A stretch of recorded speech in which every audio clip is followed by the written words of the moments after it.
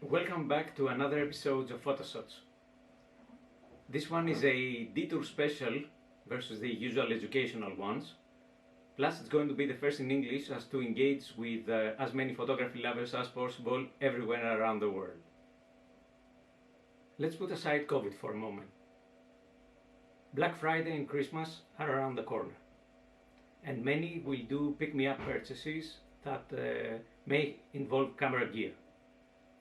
So I would like to give my insights for those buying personally or perhaps as a gift to their loved ones on what to buy for starting their journey on the amazing world of photography.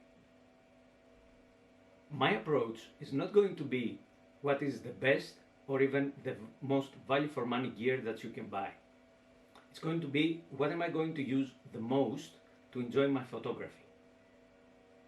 Right off the bat, and I have said this before, technology has evolved so much that even entry-level gear can help you take and make great pictures. The limit is going to be you as the user, not the gear.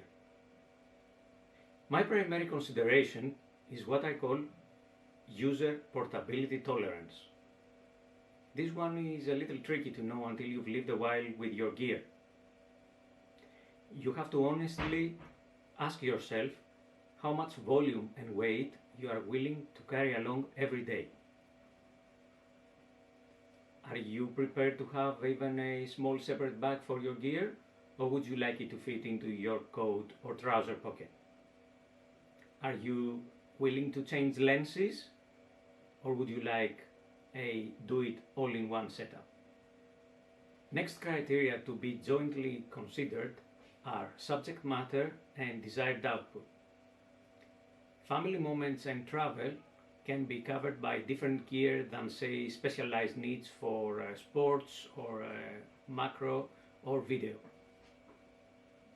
Regarding output, if you plan on just sharing on social networks, then the latest and greatest gear is definitely not needed. Even a mobile phone can cover these tasks. However, on the other hand, if you are thinking of printing big, say A3 or even more, for example to decorate your house, then a proper camera may be the way to go. Finally, let's talk budget. This one is completely up to you. However, I will propose a few things that I think can help. Do not overstretch your finances. Do not hasten your purchase. Look around and negotiate. Do not be afraid to buy used gear. However, get buyer protection and a guarantee that you can return your item for a full refund. Finally, if you go through a private purchase of used gear, I propose meet the seller and fully inspect the equipment before you pay. That's all great suggestions, Kostas, but what am I going to buy? So, I will make it short and sweet. Ultimate portability. Anything like Sony RX100 or similar from any brand. Medium portability. Anything micro four thirds or a crop sensor like Canon M series or Olympus EM10s. Around that. Then, if there is no issue about portability, step up to make your mind via what your subject matter is. For anything that has to do with sports, action, wildlife, I would suggest a high-end crop sensor like Nikon D500 or Canon's 7D Mark II. Then, for anything else, my proposal would be to go to full frame.